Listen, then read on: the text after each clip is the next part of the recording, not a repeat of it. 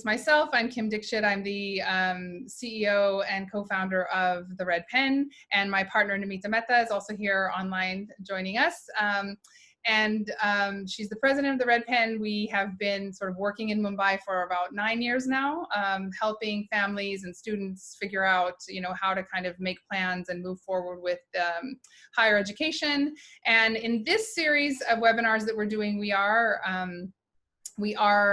focused on undergraduate admissions, but at the Red Pen, we do support students all the way from, say, school and boarding school through college, master's programs, MBAs, PhDs, whatever. So we try to cover sort of preschool to PhD in our, I know preschool's a bit of a reach, but yes, try to cover supporting applicants at all levels of education. So with that, I shall hand it over now to Niki, who's going to tell us about Wake Forest University. And Niki is going to do a short presentation, then Mary's going to do a short presentation, then we'll move on to some questions that we have, and then we'll move on to the audience questions. So Niki, I will hand it over to you. All right, well, let me get my screen shared properly. All right. Okay, can everyone, that looks good? Okay. So like Kim said, my name is Niki Mcinteer. I'm an Associate Dean of Admissions at Wake Forest. I actually graduated from Wake Forest in 2006. I majored in German and I minored in International Studies and Education.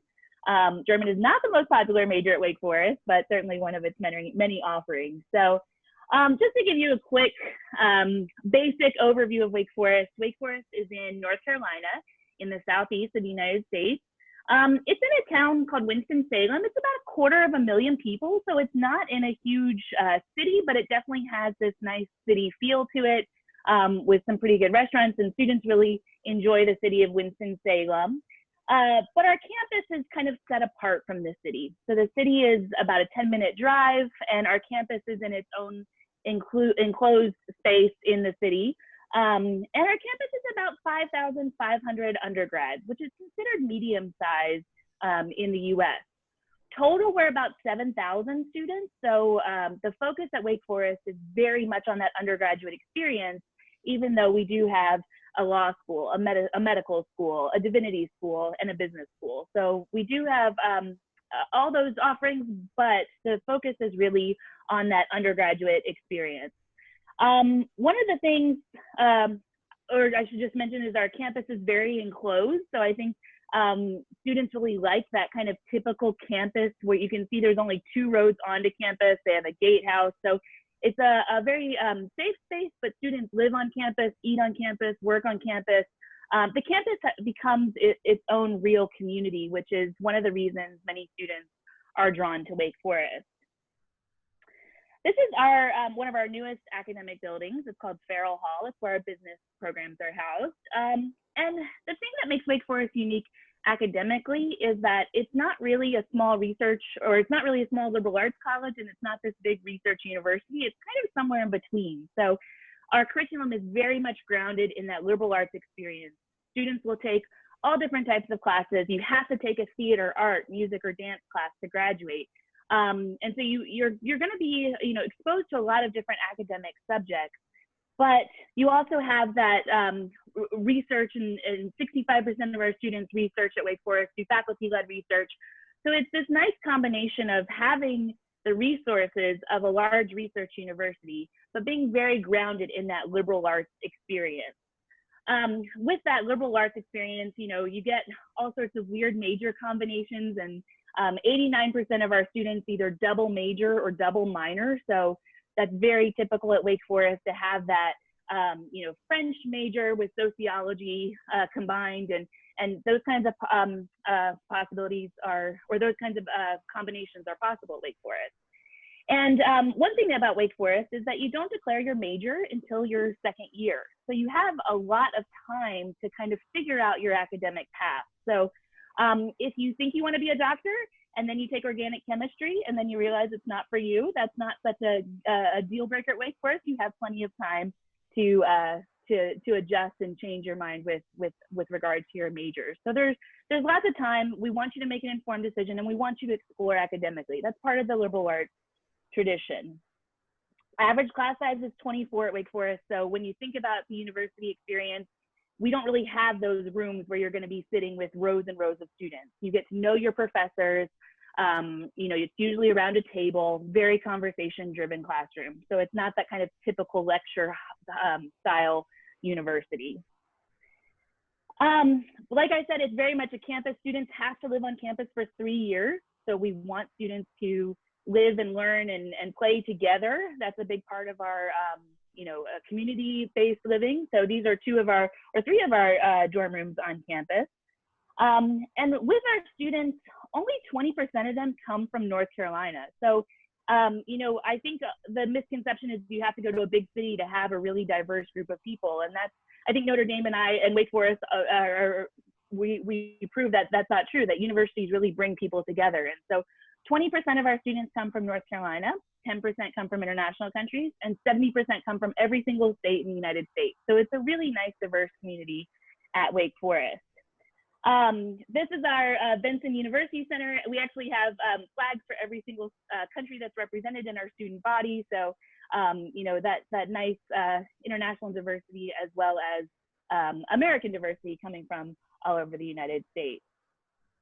And with that kind of diverse student population, we have all these traditions on campus that students have brought and have become a part of our fabric. So for example, we do celebrate Holi on campus.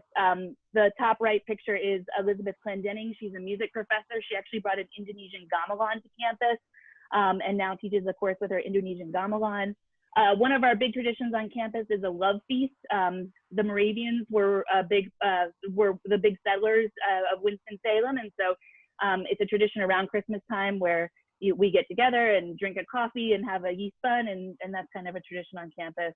And with that liberal arts tradition, we obviously have a strong tradition in theater and music performance and things like that. So students really get to participate in a lot outside of the classroom as well.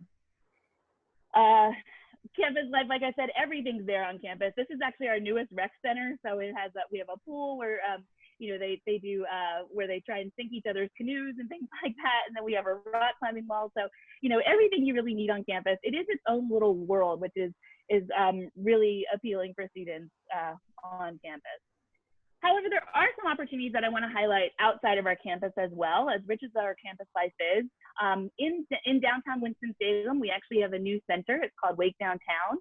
That center actually houses our new engineering program and our biomedical sciences program. And that's where our medical school is. So our medical school isn't on our main campus, so you won't have to compete with professors or with graduate students for the attention of professors.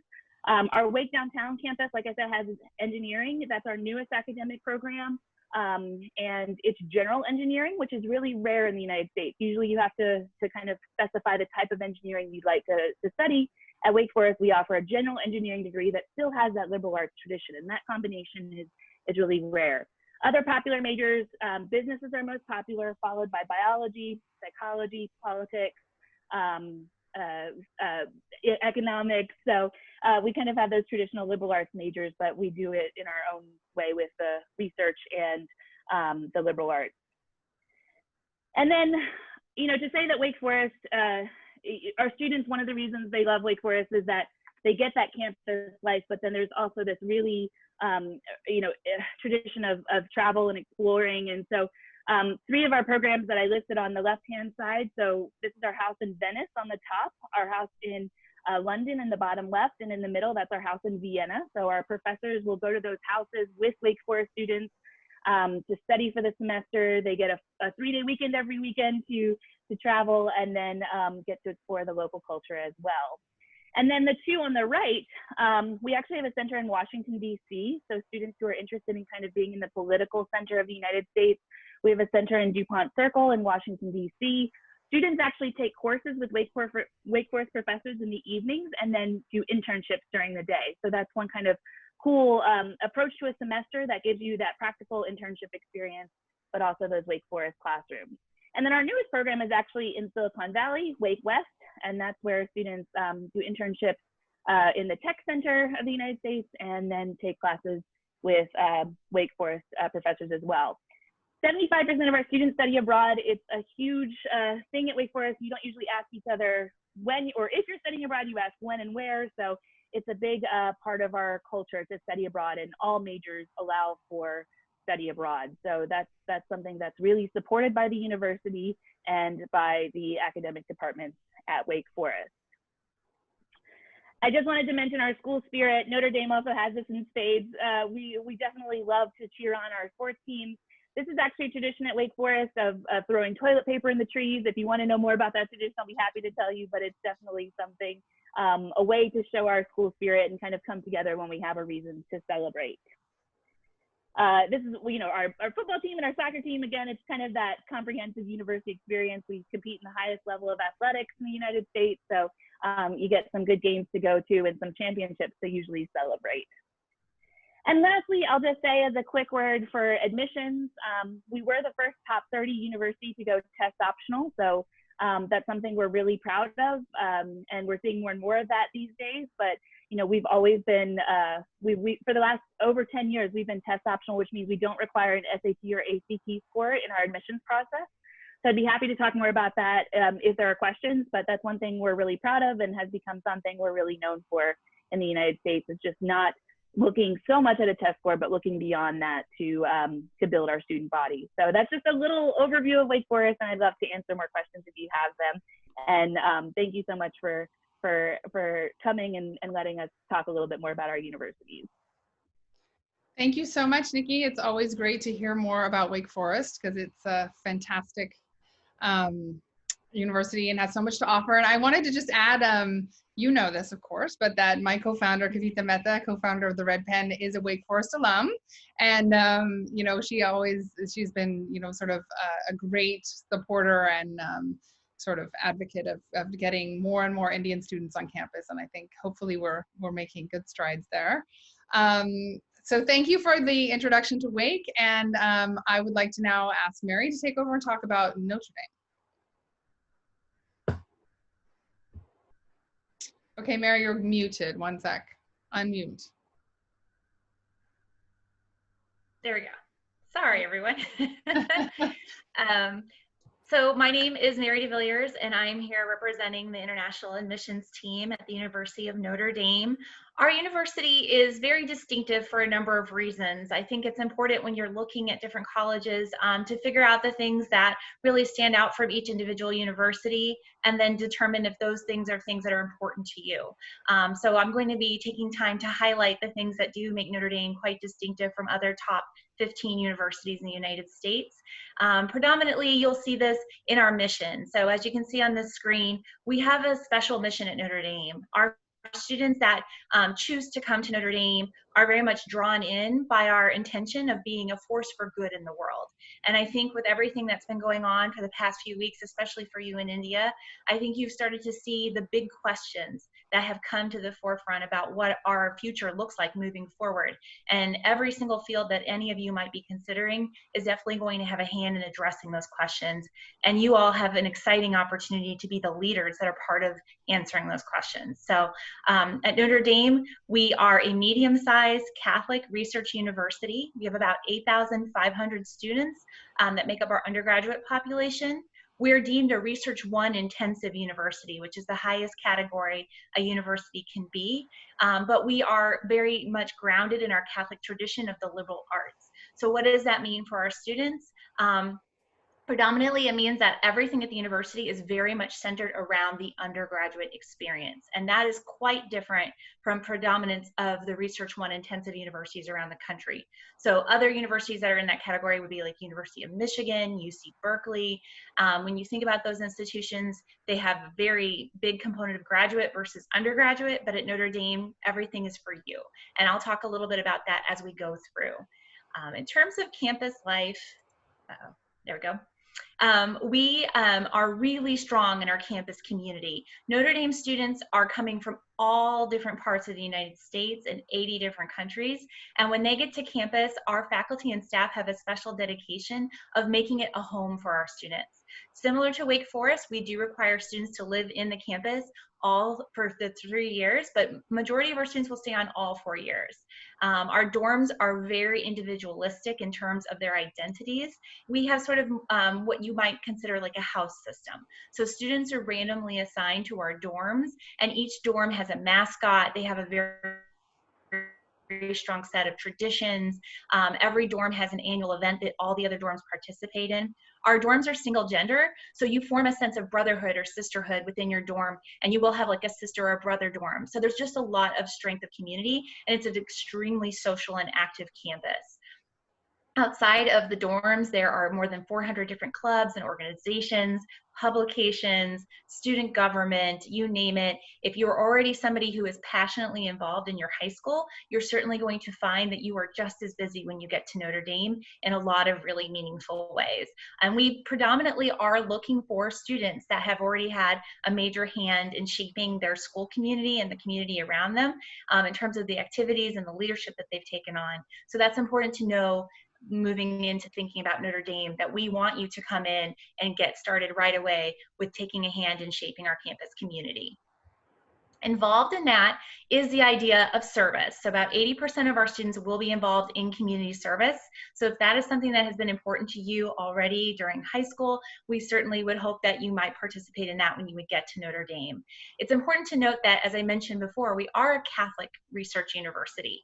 You do not have to be Catholic to come to Notre Dame to have an amazing experience, but you will find that we are Catholic with a capital C and Catholic with a lowercase c. So when you come into our campus, you will see a lot of representation of the Catholic faith. Every dorm has a chapel. We have a beautiful basilica on our campus. There's lovely, famous statuary around our campus celebrating different aspects of Christianity and Catholic faith. But our students are coming from all different faith backgrounds, including no faith background, and everyone is welcome. The lowercase c, Catholic, meaning universal, is something that Catholic education has been dedicated to for centuries. We are a set of educational institutions that are all throughout the world that embrace all different cultures, all different ways of life. We think it makes for a very rich conversation in our classrooms and outside of our classrooms. So no participation in faith life is required at Notre Dame, even for the Catholic students, but it certainly is open and available to everyone, including our interfaith groups. And we do provide transportation to houses of worship for those students who are looking to worship outside of the Catholic faith tradition. And the South Bend community is filled with lots of different cultures, so it is easy to find what you may be looking for in that regard. I will say that the element of Catholicism does bring a special mission for our educators. At Notre Dame, we don't want to just give you knowledge and expertise within your field. We also want to give you a deeper sense of wisdom, of self-knowledge, of understanding your own inner compass and becoming that sort of leader that can tap into that. And so it's not something that necessarily is a conscientious thing in terms of like it's actively done. It's more this internal way that you are provoked through conversations you'll have inside and outside of the classroom, the way the faculty will ask you to reflect on what you're learning. It's a very student-centered educational environment with a very deep purpose in terms of really giving you ownership of how you bring in that knowledge and how you will feel moving into leadership roles, given your own set of criteria for ethical reasoning, moral reasoning, and being very much aware of all of the people you will impact with the decisions you make and the actions that you take. And so that's very much a big difference when you're thinking about Notre Dame as a Catholic institution among the top 15 in the United States. In terms of what your educational experience will look like, we really place a special emphasis on the first year at Notre Dame. So coming in, you do not have to fully know what you want to major in. You may come in with an intended major, but during that first year, you're going to be taking a lot of classes across our curriculum. It's important to know that Notre Dame has a core curriculum, meaning we anticipate that during your 4 years, you will have 9 different ways of knowing that you will be engaging with in your coursework.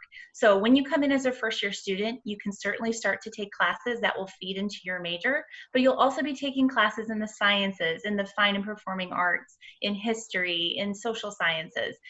We definitely want you to be exposed to a number of things before formally declaring your major at the end of your first year. We think it's important because most of our students may take on a second major or a host of minors, and we want you to have a good sense of the things that you might want to pursue academically across the 4 years while you're at Notre Dame. In terms of credits for IB and AP, we do award credit based on your examination results, and obviously this year is a little bit complicated for our seniors who are graduating, but moving forward, we think that there'll be a set process in place for what this year may look like ahead for our rising seniors. And then in terms of research, as I said, we are Research 1 intensive. There is a big emphasis on undergraduate research, and students can get started as early as the first semester of their first year at Notre Dame.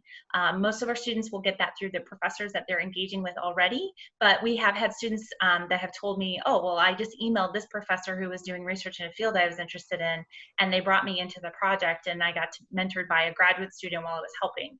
So those are usual kinds of cases. So a lot of our students will do research with faculty or with one of our research centers on campus, but we also have a lot of students who will get great grants to do self-directed research, not just in the campus, but anywhere in the world. So if research is something that you're passionate about incorporating into your undergraduate experience, you may certainly do so at Notre Dame. In terms of our global engagement, Notre Dame has 4 campuses throughout the world, as well as affiliations with leading universities in many different countries. Our 4 campuses are located in London, Dublin, Jerusalem, and in Rome. But we also have partnerships with leading universities such as NUS in Singapore, Sciences Po in France, Oxford and Cambridge, universities all throughout Latin America and in Africa. So wherever your interests may lie, you will certainly be able to find a program that will address those interests. We are very predominantly having our students go abroad every year. Most students are going to go abroad in their junior year, and you can go for a semester or a full year depending on which program you're interested in and what your major is. We also have summer programs that will have a special emphasis in a certain subject area or may have a lot of service incorporated into them, or could be very career oriented where you're doing an internship and taking classes. So you apply in your sophomore year, you go abroad in your junior year, and then you're back on campus for your final year. We're also very global in terms of where our faculty are doing their research.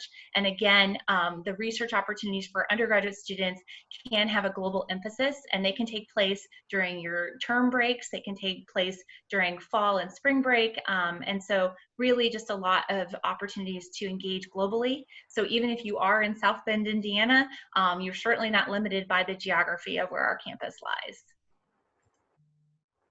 And then finally, I think it's important to note in terms of internships and career placement that Notre Dame has a very strong brand name within the United States in terms of students securing very competitive internships as well as being placed within graduating. So as you can see, we have a very high placement rate. The 98% placement rate is within 6 months, and it's 99% by the end of the year. We also are very blessed to have more than 250 alumni clubs around the world, including in Mumbai, and alumni feel a very deep connection to our university. They are very much like aunties and uncles that really want to engage with undergraduates and see what they can do to assist them in their journey for securing jobs or to take on internships. And also just giving guidance and connecting them with others in the Notre Dame community or in their own communities. I think you'll find that you'll have a lot of support, both from alumni, but also from your fellow students. Our students are extremely collaborative. We may be a very rigorous academic environment, but we specifically are looking for students that are bridge builders among their peers. And our students collaborate, they study together, they work together on research, and they cheer each other on. And I think that's something that's also very distinctive about Notre Dame, that central mission really does bring out the very best in our students. So while it is a very fast-paced, rigorous academic environment, it is not a cutthroat place. It is a place where people work together toward common goals. And just to leave you on some other notes in terms of our university, in the first year, you will have access to free advising in our writing center. You'll have a dedicated first-year advisor who's going to guide you through that first year, and then your advising will be taken over by the college that you enter into for your major. You can do majors and minors across our colleges, so you are not limited at all in terms of what you can pursue. And then in terms, again, the research and the internship opportunities are numerous, and you can get started as soon as your first year. On a closing note, just to really leave you with a sense of the strong campus community that we have.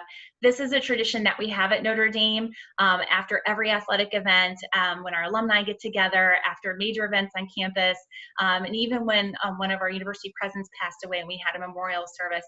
We always close our events by singing the alma mater, and students will link arms, and as you can see, the entire stadium is very much participating in this event. It's something that's very dear to our hearts. So we consider ourselves a family, and no matter where you go after you leave Notre Dame, you're always part of that Notre Dame family. And I think that is, again, probably one of the biggest things that makes us stand out in terms of what we have to offer our students. And on that note, I will come out of here.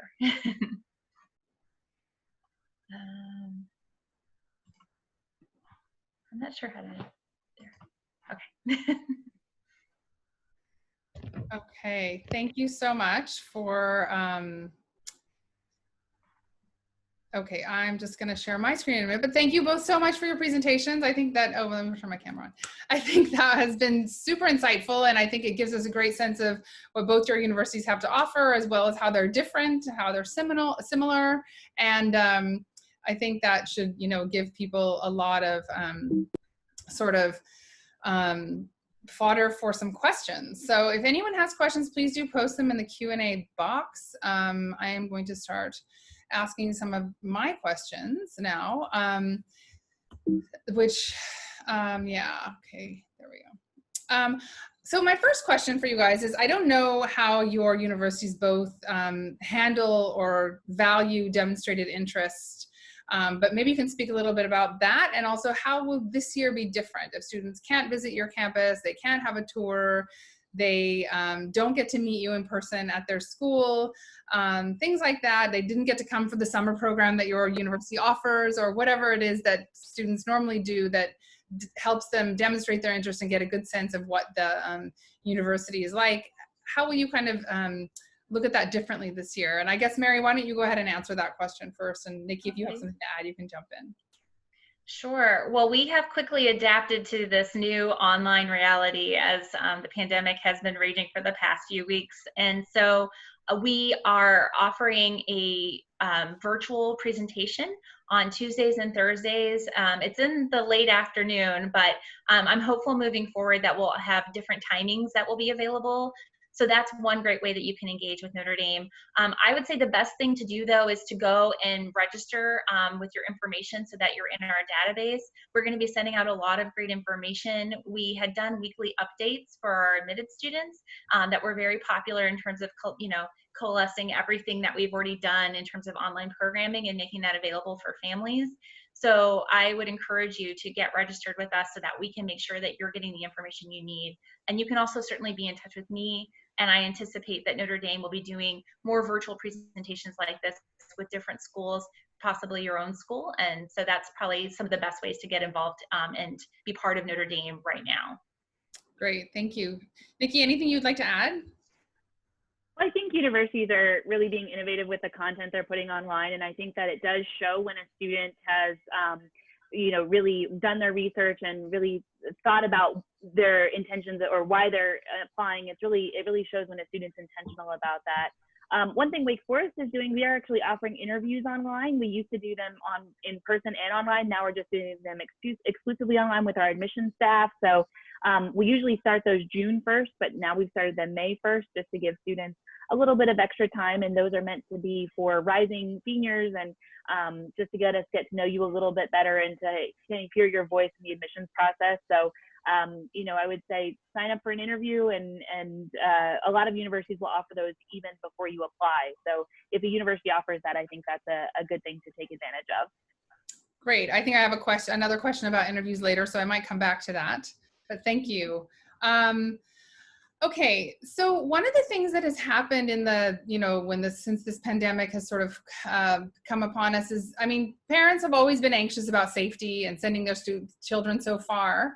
But now, of course, that question is top of mind. And if something happens, how will my children or my child be sort of looked after, taken care of? So, Mary, I think, can you tell us a little bit about what did Notre Dame do? I think I'm just picking on you because you mentioned so much about how Notre Dame treats, Notre Dame is a family and all that. So to sort of follow up on that, what's the what measures did the college take when students needed to evacuate and go home? Sure.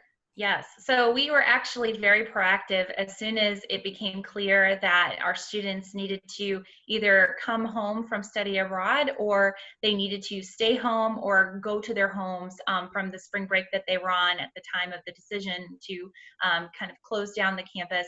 We really made sure that our students were taken care of. So the students that were abroad, many of them, there was a lot of difficulty in scheduling flights. So Notre Dame just took the onus and purchased flights for all of those students to get them back to the United States.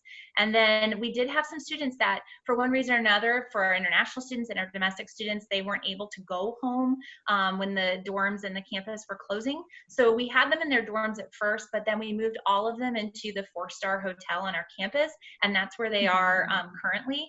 So they have their own room. They've been getting, meals and laundry service. So we really did make sure that those students were well taken care of when they couldn't be home. And just in terms of the safety, we really strove to make sure that all of our students were doing well. Their rectors were checking in with them. They're still kind of checking in on them. This has been a tough time emotionally for a lot of people. And so just really making sure that with the transition to online learning and the big disruption to their lives, we've really been making sure that, the whole student is being taken care of.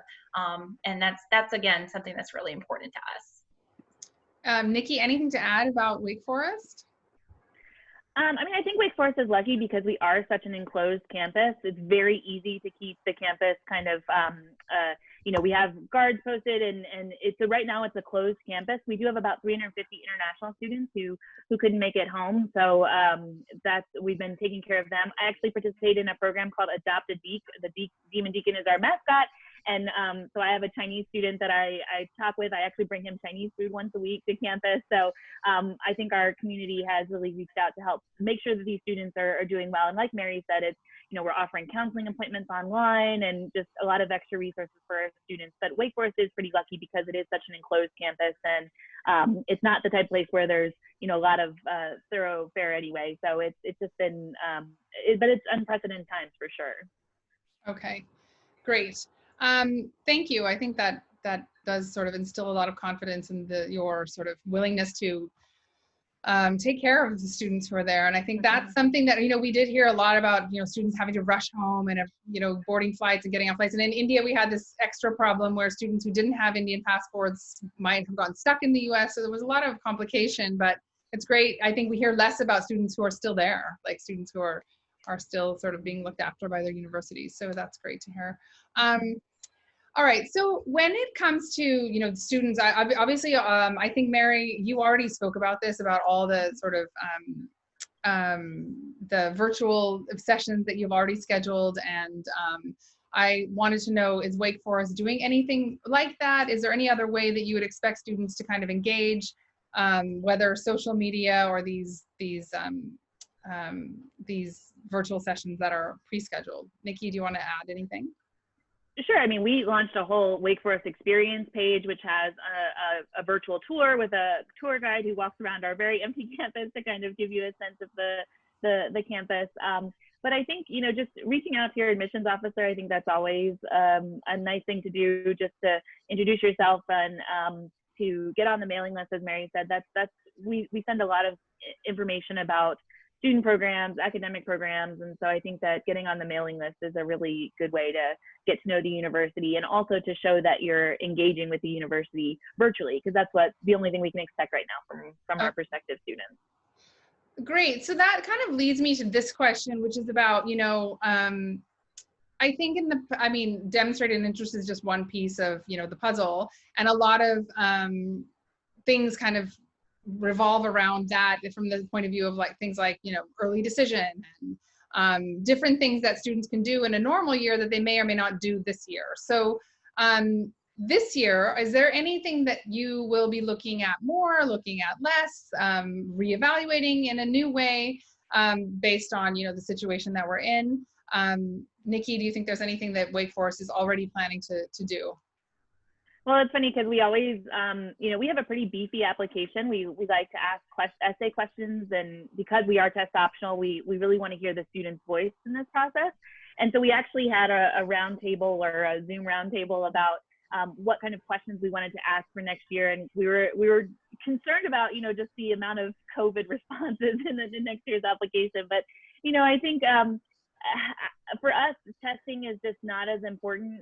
We will certainly be accommodating of unique circumstances and situations. And I think that if there is something that you feel like you need to tell us about how these times have affected you, you can do that in the additional information section of the Common App. And so, you know, things like that, if there are kind of questions that you think we might have, it's good to address those in that section. But, you know, I think for us, it's about the essays. It's about, you know, how students express themselves academically, or how they express their academic interest, what they're reading, how they're paying attention to the world. Those are things we always try and address in our application. And I think this year will be a very interesting year for answers, because I think students have had a little bit more time to reflect. Okay. I think I want to just sort of add something to your your response to that question, Mary, because I'm getting a lot of questions about Notre Dame's test policy. So can you talk about that, and also talk about, you know, what you're going to be sort of looking at in the application process? Because I think, Niki, you've made it clear what Wake Forest's test policy is. Yeah. Sure. So for the past year, Notre Dame has been test flexible for students who are attempting either the British curriculum or the IB curriculum. And that we've had a lot of students who applied and who've been admitted who went with the test flexible policy. You know, we're certainly discussing having test optional be part of that admission process moving into just this upcoming year. So please stay tuned for any updates that we may be providing in that regard. At Notre Dame, and I think especially what's true with our students overseas, we have usually paid attention to everything outside of the test score when we're looking at applications. This year is obviously a little bit challenging, especially with the disruption to educational environments. So we're looking at, what was your kind of your history moving into this time period? Were you already engaging in meaningful ways in your community? Your rec letters are really going to be helpful in helping us to understand your role within your school community. As I mentioned before, we are looking for students that kind of are seeking to be that force for good, and they've already been demonstrating that with their leadership, their engagement, their support of their fellow students. And so rec letters, your essays, those are really going to help us to kind of piece all of that together on top of what you provide to us for your extracurriculars, your grades so far. And then just the test score is part of that process, but it does not drive that process, because those other things that I've mentioned are extremely important to us at Notre Dame. And if those aren't there, then it's not the best fit regardless of how you may do academically. Okay, so I just want to, just to clarify for our audience a little bit, I just want to make it clear that you are test flexible. So students who are doing either A-levels or IB can submit those tests, but for students who are in CBSE, HSC, any of those curricula, then they must submit an SAT or ACT test score, but not subject tests, not required. Correct. That's correct. And again, please stay tuned in case there are updates concerning our testing policy. Obviously, like our peer institutions that have already reported themselves to be test optional, it's something that is being considered. And so we're just waiting to hear when that might be a decision. Okay. So since we're talking about testing, I'm going to just keep talking about it. Niki, I wanted to ask you, someone has asked, you know, when, and I guess, Mary, you can answer this next also, but when, though you're test optional, you're not test blind. So when a student submits a score and another student doesn't, is someone at a more of an advantage than another student? I mean, like you said, we can't unsee a score. So if a student does submit it, we do take it into consideration, but it's really how the student wants to craft their application. If they're really proud of their score, they should submit it. If they worked hard to achieve that score, then we absolutely want to see it. We want to see it if the student thinks it's the best reflection of who they are as a student. So I wouldn't say it hurts or helps. It's just how a student crafts their application. So we don't assume students who don't submit have, you know, bad scores, whatever that means. So it just we just look at it as kind of a puzzle, how the student puts that together for us and presents it to us. So it does not hurt students if they don't submit a score, and we don't assume anything negative if they don't. So that's just our policy. We look a lot more at what teachers say about you, at your academic rigor, how you pushed yourself in high school, what kind of books you've read on your own. You know, we always ask questions about that. So that's kind of more important to our decision-making process than any test score. Great, thank you. Okay, so I think, yeah, I think, Mary, students are just very, I wouldn't say worried, they're very, they're wondering what to do because so many test dates have been canceled, and so many colleges are now saying, you know, they're not requiring the scores. So students are like, well, should I go and take this test or should I not? Like, what would be your advice? Should I go through this test and submit it, or should I just leave it?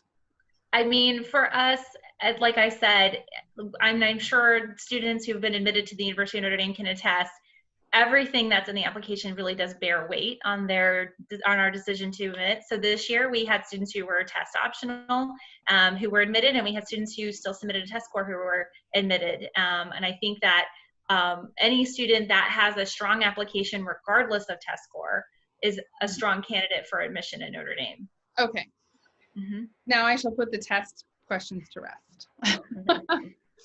Okay, I think that in both of your presentations, you've kind of answered this question. Especially, I think, Mary, we got a very strong sense of, you know, the community spirit at Notre Dame. And then I think, Niki, you did talk a lot about, you know, students who are who want that sort of liberal arts base, but they sort of looking for you know, to sort of grow into the research experience. Is there anything else you'd like to add about, you know, the kinds of students you've seen who've really done well at each of your campuses? From India specifically, I think that might help. I mean, I'm happy to go first. Sure, go ahead. I really think the student that is looking to be challenged at Notre Dame in multiple ways is going to do well. It is, you know, these are some of the very best students from around the world that are coming into our campus community, and they are very proactive in terms of seeking out leadership and doing well and, you know, bringing extra information, and they have a very strong intellectual curiosity that drives them. And I think a student that really is being, you know, wanting to be challenged and growing a lot during their time, I think that's the kind of student that will definitely do well. And we've seen that with our students from India. I mean, the students coming, you know, if we're thinking from Mumbai or from other parts of India, they're coming from schools where they've already been really challenged, and they really are seeking to continue in that growth. And I think at Wake Forest, we have a nickname for Wake Forest. It's called Workforest, and students kind of say this affectionately. I think they're really proud of how hard they work. So we're, you know, students, I think when you're in that classroom with a professor that is, you know, even your 101 kind of classes will be 20 students large, and you're going to get to know your professor and be called on in class. And so those students who really like the idea of an academic challenge, but I think also students who like to be busy. I mean, our students aren't the type that just sit in lecture halls and go home and watch Netflix. They definitely enjoy a lot of the different activities and clubs and service on campus. Definitely enjoy the global piece of it, whether that's on campus or off campus, but definitely those students who like to be busy and like to be involved. Those students seem to do very well. And from India specifically, I think the idea of the liberal arts is still somewhat new in India. And I think students who really have multiple academic avenues that they'd like to explore or connect, those students tend to do really well instead of kind of just thinking of a career and how to get there. It's those students that like the idea of the academic kind of interconnectedness.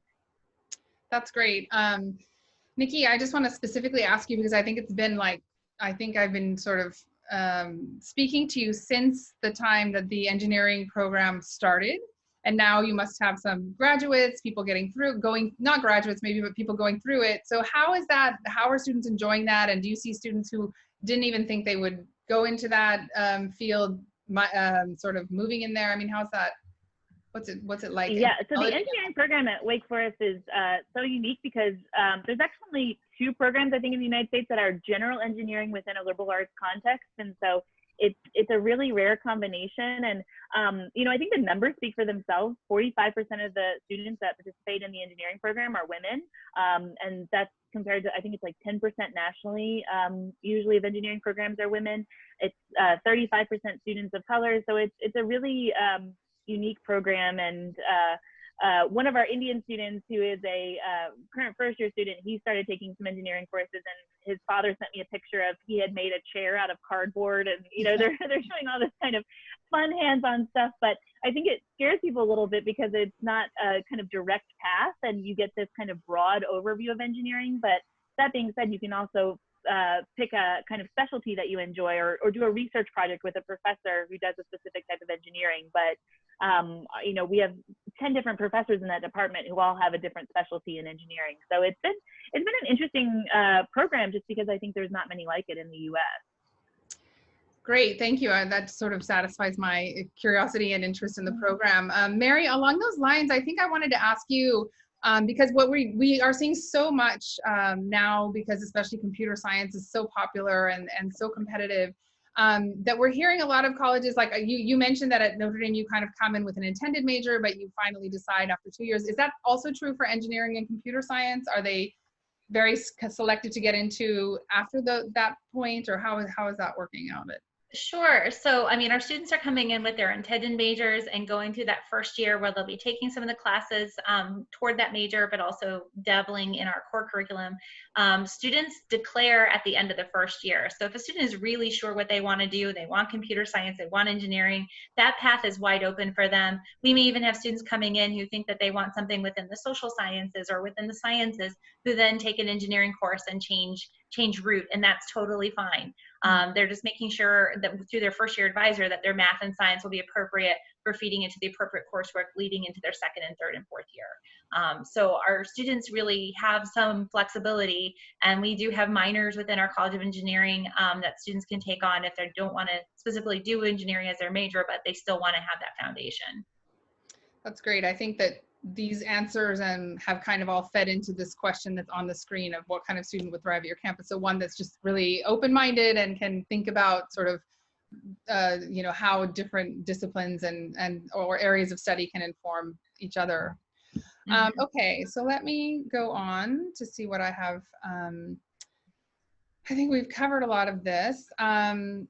Interviews also we've covered. Anything else that you think you want to say or add about interviews that we haven't covered? No? I think for Wake Forest, interviews are really important. It's a great way to kind of get your voice in the conversation a little bit more. And I think students are usually surprised at how conversational they are, but we're always going to ask students about their academic interests and about what has shaped them and has shaped their worldviews. And so I always tell students, kind of come with your greatest hits of what you want to talk about. So interviews are definitely a way we get to know students, and we put a lot of effort into that at Wake Forest. We interviewed over 7,000 students last year. So it's just a really good way to show your interest, but also share your story in a way that might be a little more driven by you in the application process than just the essay, for example. So it's just interviews are an important thing that Wake Forest has done in order to get to know students better. Okay. And do both of you, your offices, look at initial view interviews? Do you recommend students do that if they don't get an opportunity to interview? We don't require it, and if they submit it, it'll show up in their file for us through our reader system, but it's not anything that we expect to see. Okay, great. Initial views for us are usually more for language proficiency, so it's less interest, but more just language proficiency. Okay, I can't believe it, but we have only 10 minutes left, so I'm going to jump to some of our sort of questions from our listeners.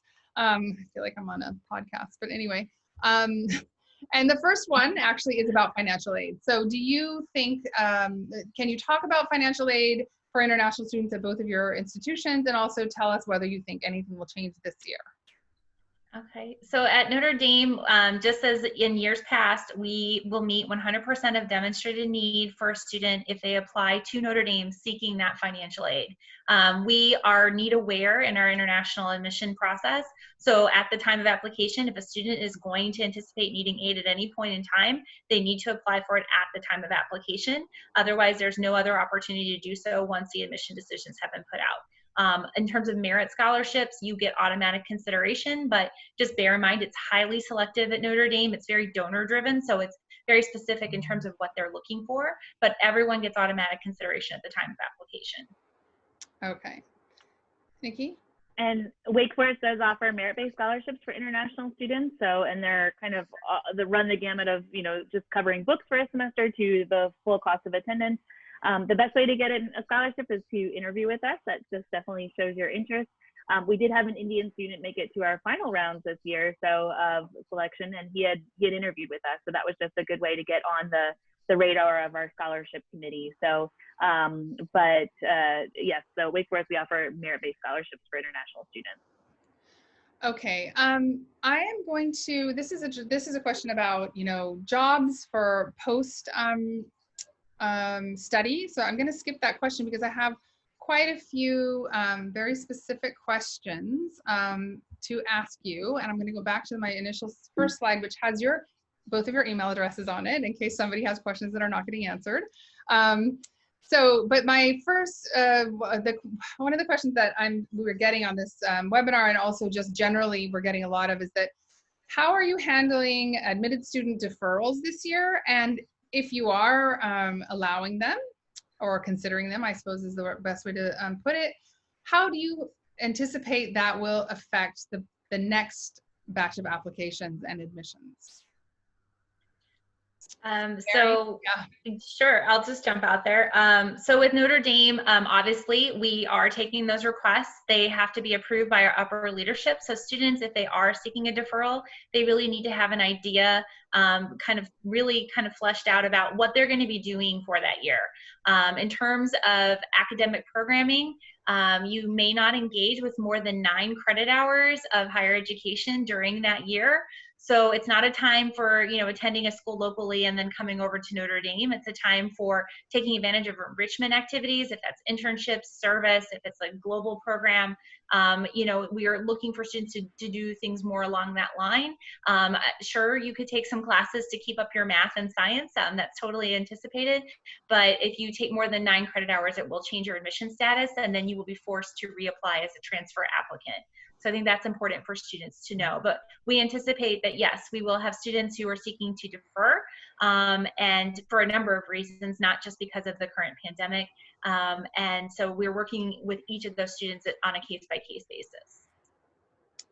Our answer is pretty much the same as Notre Dame's, and I just want to reinforce, you know, it's tempting to just want to stay at home and take courses online or something, but that does change your status. And our transfer rate is very low just because we have such a high retention rate, so we don't have many spots for transfers each year. So it's not quite as simple as some families think it would be. We are taking requests for deferrals, you know, but I think everyone is trying to deal with uncertainty, and, you know, I'm worried about the visa process and when things are going to reopen. So you know, it's kind of a day-by-day thing. But for deferrals for students who are just uncertain about the future, that's a little more difficult. But if students have really good ideas of how they want to spend their year and before they come to college to enrich their college experience, that's definitely a different kind of deferral. So we are taking deferral requests. It's just a case-by-case basis.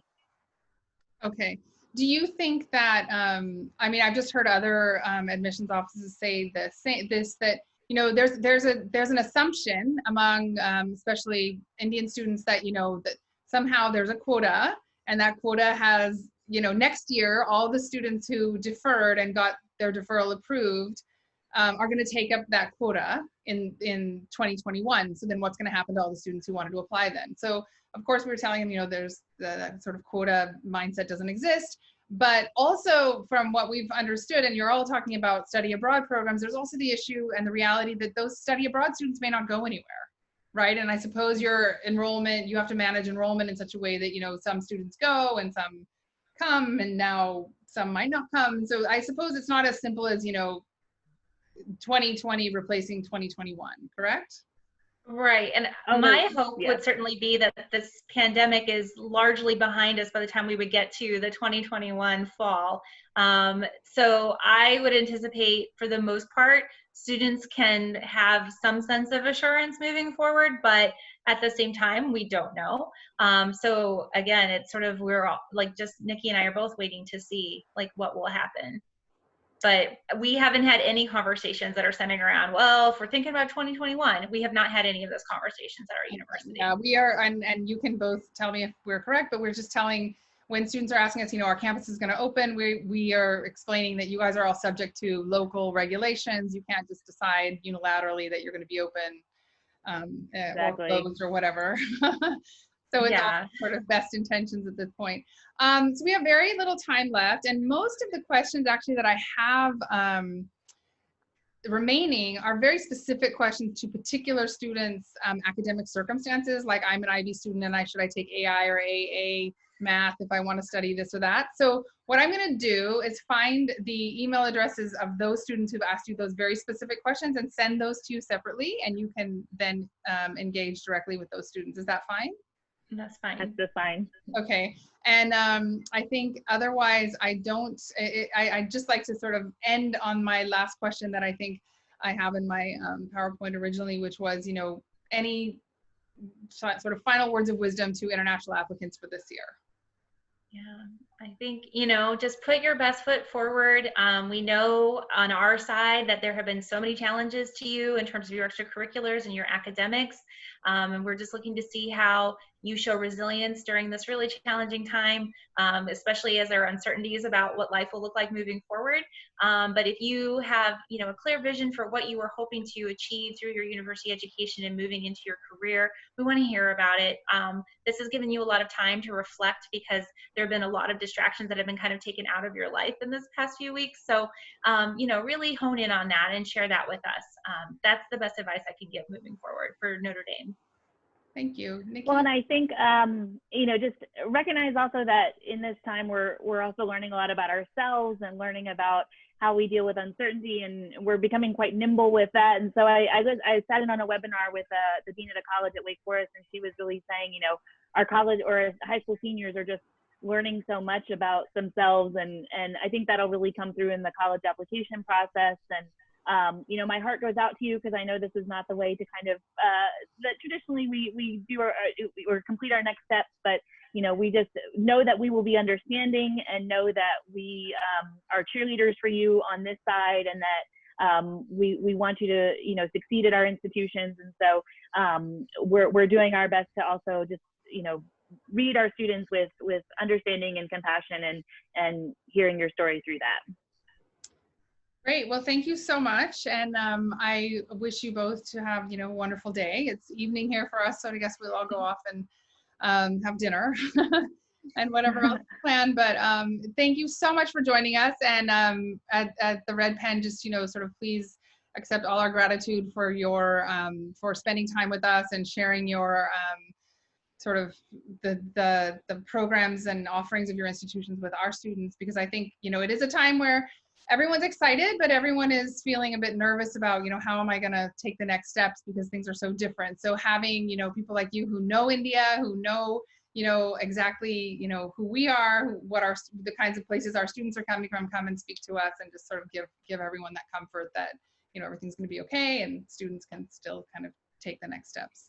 It's really been a great addition to, sort of what we can offer. So thank you so much for spending time with us.